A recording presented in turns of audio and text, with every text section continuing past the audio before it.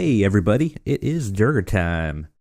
Welcome to another episode of Total Extreme Wrestling 2016, Billy Corgan's NWA, and we are here for the big one, NWA, The American Dream, our, I'm going to say second major pay-per-view. Pretty big deal for us here, and it should be a pretty good one. We've built up a bunch of stories going on. We just have to set up the backstage right now, and then get the show on the road. What do we got going on here right now? Let's see. So it looks like our backstage rating is 54%, which is not great. Everyone's pretty much a positive influence, though. So except for Ryback and Raven, and Brody right now. Not that big of a deal, but we are dipping in our backstage rating, which isn't fantastic. Right now we have 3 people out. Trent is out in injury.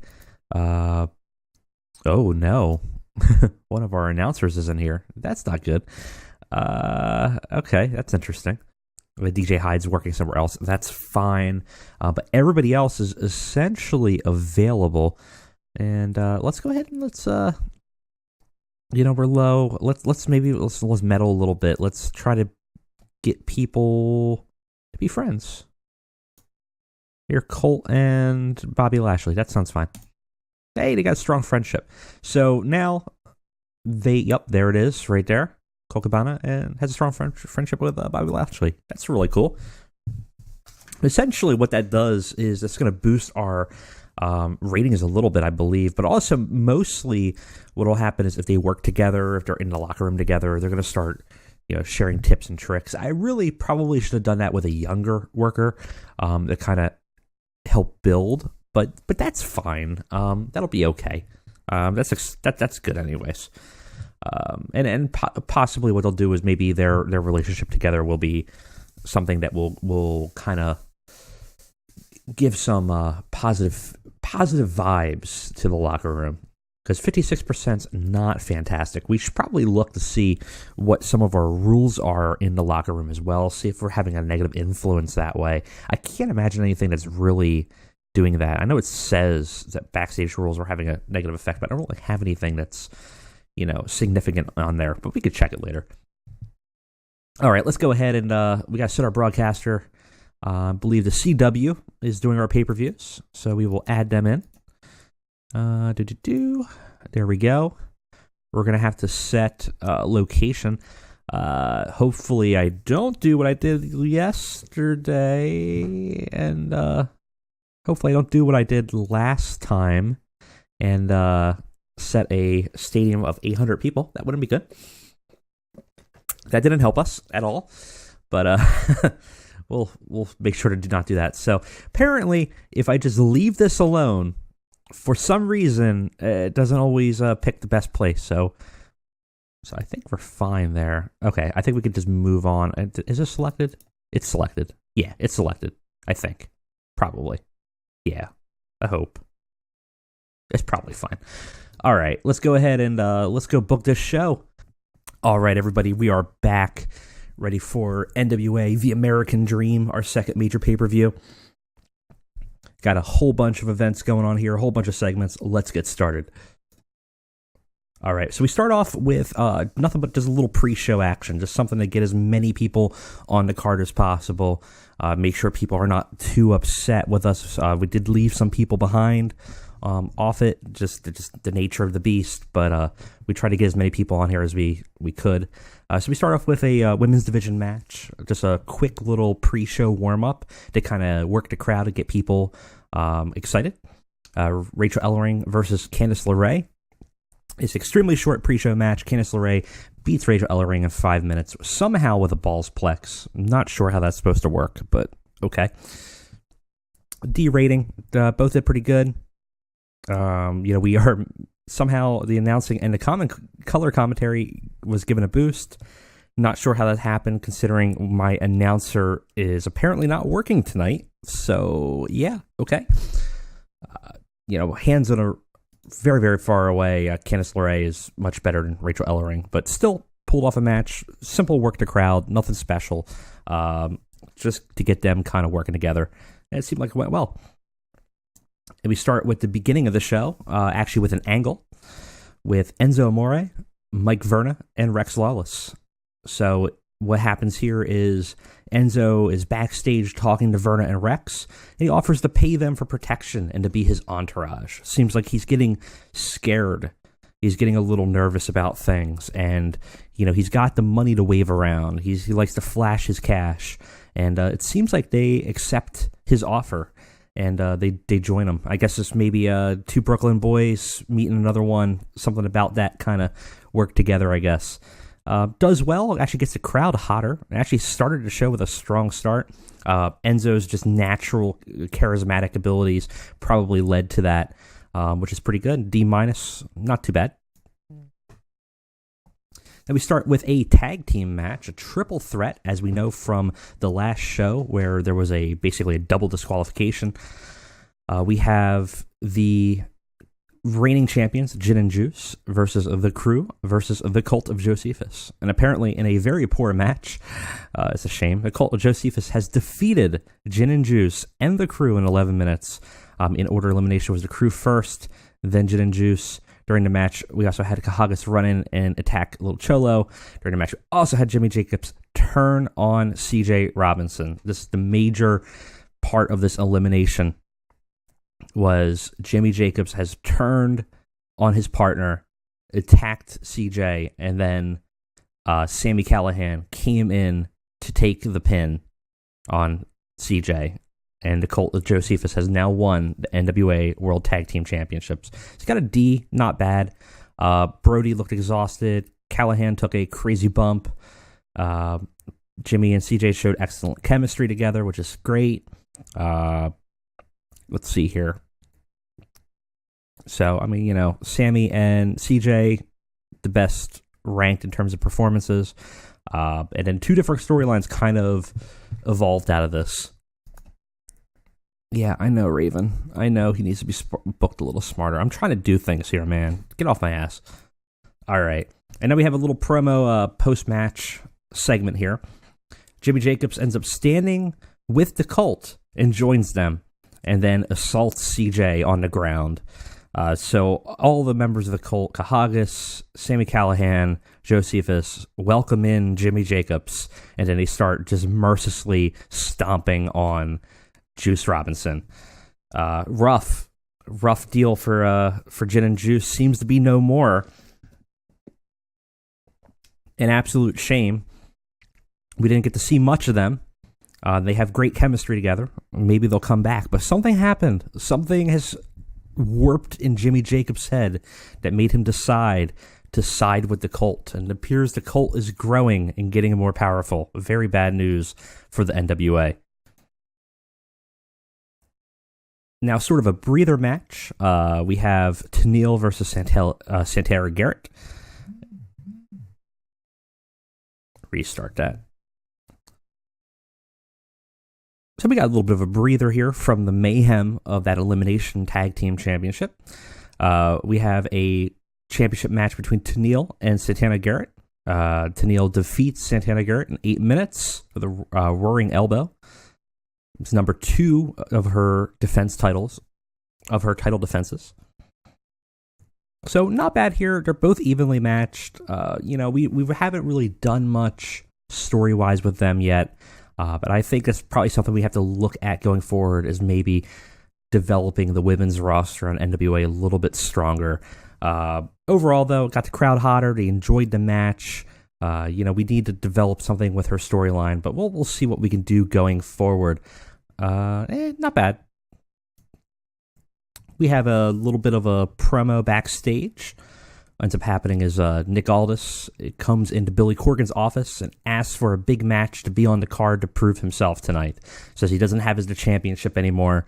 He doesn't have the 10 pounds of gold, and he doesn't know what to do anymore in the NWA. And he asks for a chance to be on the card to prove what he's worth. And Corgan says, okay, yeah, I have a spot open. I need someone to face my new secret hire tonight. Aldis agrees, and so we know tonight that Billy Corgan's newest hire, who we do not know yet, will fight Nick Aldis in in a match, and that could be very exciting. And for Nick Aldis, a win here is big for him because it gets him back into the scene for the championship.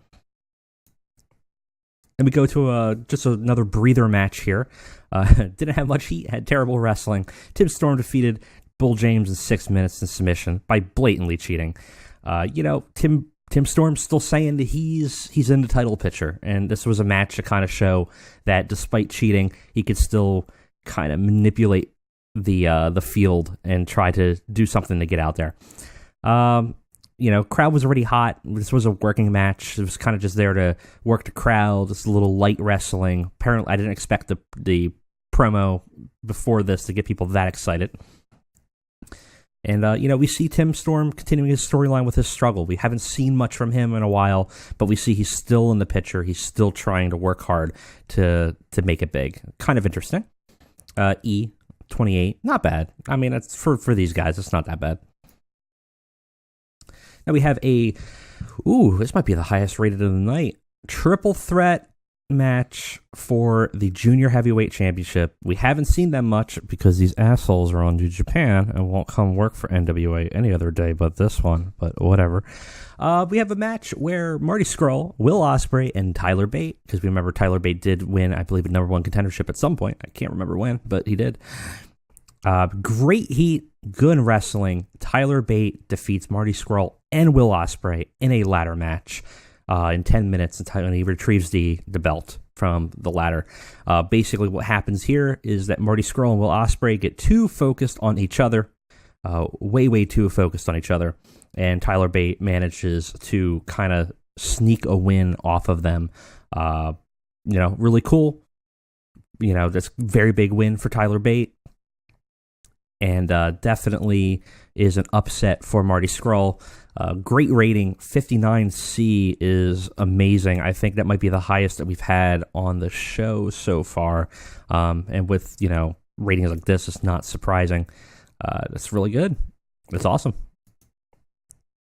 And now we have our entrance. Nick Aldis makes a very elaborate entrance into the ring. Nothing special in terms of ring gear other than a nice suit. But he comes in and, he walks the whole crowd. He's shaking their hands. He's doing the very gentlemanly baby face thing that you would expect him to do. And he gets into the ring and he's kind of warming up, getting unsuited, and waiting for who the next person is and who his mystery partner is, or mystery opponent is. And the Titantron hits.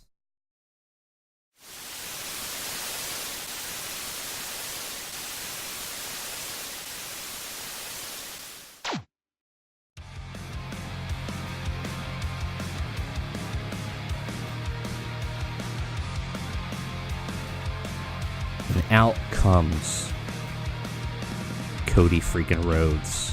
He comes out in a dramatic fashion, makes a big, spectacular entrance, and cuts a promo while doing it.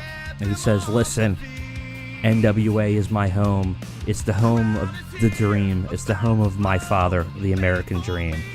And now his son has returned here to his rightful place to get the title that he has the birthright towards." And he's there. He's in NWA. He's calling it his legacy. And he's here. There you go. Cody Rhodes is at NWA. He's going to fight Nick Aldis right now. Here we go. Good match. Great heat. Good wrestling. We expect nothing less. Cody Rhodes defeats Nick Aldis in 16 minutes for a pinfall with a beautiful disaster. Got the crowd buzzing. Cody Rhodes had a 67% in-ring performance. Nick Aldis had 58%. Cody was not the opponent Aldis was expecting, especially not the caliber. It threw him off, and he fought valiantly, but ultimately, I'm surprised he didn't use the crossroads, actually, but, the beautiful disaster got him. 62C, great rating for this. Awesome. Cody Rhodes is here in NWA. And, of course, afterwards, Aldis goes for a handshake. Being the better man, and wanted to say, "Hey, listen, welcome. You beat me. That was great." He looks a little sad, obviously, because You know, he wanted this to be the opportunity to show that he still has it. He can get that belt back, but you know, Cody bested him.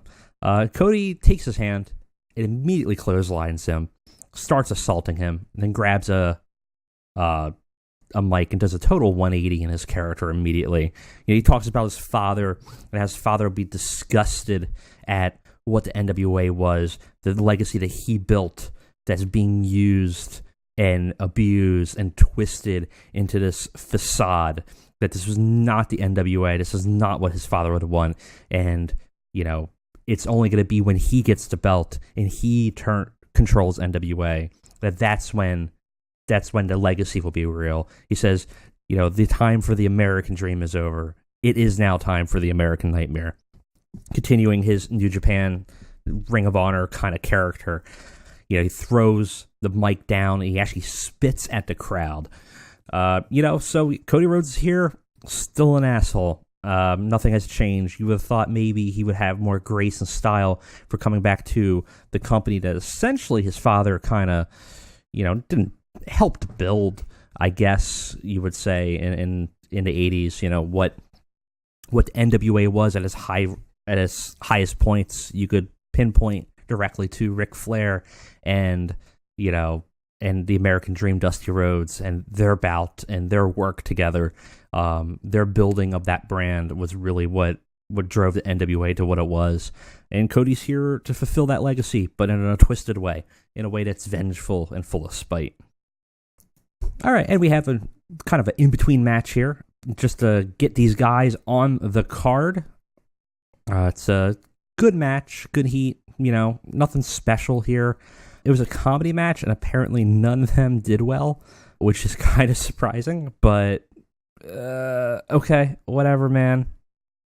I don't know what happened here. Well, okay. Sorry, guys. Well, listen, they got a paycheck, okay? Sometimes you just got to get people a paycheck. All right. And now we have Enzo comes out to the ring, ready to, you know, perform in his match, the main event tonight. He cuts a typical Enzo promo, you know, cup of haters, all that stuff. But Paul Pinky George comes out and interrupts him. And he says, listen, you know, I issued a challenge last week, and I said that the winner would get a special opportunity. Well, the special opportunity is tonight, because I will use my Founders Clause to rewrite any match. And in this match, I'm going to now make this a triple threat. So, Ryback, get your ass out here. And Ryan the Silverback Reeves comes out to enter the match and make it a triple threat. Enzo looked good. Look at Paul Pinky George looked lost out there. Oh, man. Sorry, Wink. All right. And your main event bout here, we had Colt Cabana versus Enzo Amore versus now the newly introduced Ryback. You know, Colt and Enzo had some chemistry together. They had a little heat together going on, so this is why that main event was here. But with the introduction to the beast that is Ryan the Silverback Reeves, that definitely is going to cause let's say a bump in the road for Enzo. I had great heat, decent wrestling. Enzo defeats Colt Cabana and Ryan the Silverback Reeves in 17 minutes when Enzo defeated Colt Cabana by pinfall with a tornado DDT. Had a lot of interference because Enzo's new crew, his entourage, Mike Verna shows up and Rex Lawless and constantly target Colt Cabana and Reeves. They're distracting them the whole time. They're causing interference when the ref isn't looking. They're attacking them. They're basically, giving a lot of interference, a lot of help to Enzo. Makes the third title defense for the NWA Heavyweight Championship for Enzo. Cabana took a stunt bump in the match to kind of make him look like he got really wrecked. That allowed him to take the pin easily. Chaos in the match helped hide how badly Enzo was performing in the wrestling ring. Match got the booking, overbooking. So I kind of made this a mayhem match because I pictured, the scrawny little guy, Colt, and then, the beast of Ryback mixed with the interference. I was expecting, ladders and tables and all this nonsense. Apparently the overbooking didn't sit well with the crowd. Well, too bad. Overall, looks like it did pretty well. D plus is a little less than what we would want from the main show for the main event of the night, but that's fine, I guess. Probably the overbooking probably hurt it a little bit. But there we go. Let's see. C minus 54. Not bad. Highest point was, let's see. Oh, the Cody assault. Yeah, that makes sense. All right. Increased our popularity in 11 regions. Pretty good here. Let's go ahead and make a speech. I think we need to give some encouragement to Paul. Let's talk to Tyler Bate. Point out as a good example, and let's boost Tennille up a little bit. Praise for a great performance. There we go. Nothing bad to say. Everyone did their jobs. There was no locker room problems at all leading up to this. Everyone did the best they could. No one was off their game. There's no reason to be rude or mean or critical to anybody. Only praise to everybody. Give them the bump. A few people are going to be upset, obviously, because David left off the show. But for the most part, we got all our main eventers on there where possible. Let's go ahead and take a look at the news here real quick. Anything going on here? Not really. Finley might be leaving. Might be staying. It'd be cool to have Matt Bloom. All right, let's go ahead and take a look at what we got in our news here. So, Jimmy Jacobs and Marty Scurll are hurting. That makes sense. Our buy rate, not great. Everyone seems to hate Josephus, and Ryback thinks Jimmy Jacobs is too small. Compared to Ryback, everybody is too small. Yeah, everybody hates Josephus. Apparently, nobody likes that guy in the show. Let's go ahead and take a look at what we are looking at here. Pay-per-view sale revenue is only 8,000. Ugh, not great. Our TV revenue is better. Not great for our buys. I really would have thought we would have gotten more with all the TV push. Not good, especially considering Cody cost a lot of money. I mean, that kind of Cody costs like $2,000 a show, so obviously he's not going to be on that much. But man, that got really expected more in pay-per-view income. That really sucks. Ticket sales are good though, so I mean, not bad. Our performance is still. Whew. Money, man. Tell you. Money. All right. Well, we're week 4 in April. We got 4 days of Starrcade. We'll see what the next month has to bring. But that was the American Dream. So our next pay-per-view is our Alliance show, NWA versus PWG, which will be happening the 3rd week of May, because we're still only doing one pay-per-view a month and then one show, keeping it simple. So another 2-hour pay-per-view, nothing crazy. And that'll be a fun one because we're going to have a combination of rosters going on. And then we have to announce the next month for June's pay-per-view. So, that's pretty good. Like I said, we're still losing money. Not a big deal, though. I think we'll start picking up. Our momentum seems to be increasing, I believe. Let's see, popularity. 34, track progress. We're moving up. We had a dip for a while. So we had to move actually up. But we're doing that. So we're moving back up. We're not doing bad here. We might have to look at doing some shows elsewhere. We're still regional though, so I still want to focus on the Midwest where we're at, and then obviously we have some Southwest here too. But that's kind of going to be our focus still, because we're still a regional show. We're not going to be large yet. We're not going to be nationwide, even though we're getting a little bit here and there just from the TV show deals. And we can look. I think our Hulu deal is up in 3 months, so we have another 2 months, I want to say, for the show. And then at that point, we can look at maybe getting an even bigger TV presence, which could definitely help for both our money as well as our popularity. And maybe we can even look at a better pay-per-view. Actually, I'm curious. Let's see. Who could I get a pay-per-view with now? When this Hulu Plus or CW is done 8 months, so we got a long time with them, unfortunately. But let me see. If I wanted to extend, I want broadcasters who would negotiate with me for a pay-per-view deal. Yes, will negotiate. Just them. So right now, I mean, they're not bad. Medium's not too bad. Yeah. What do you do? What can you do? All right, guys. Thank you for joining me. That'll be it for today. We'll see you for our next show, which will be Starcade. Thanks for watching, guys.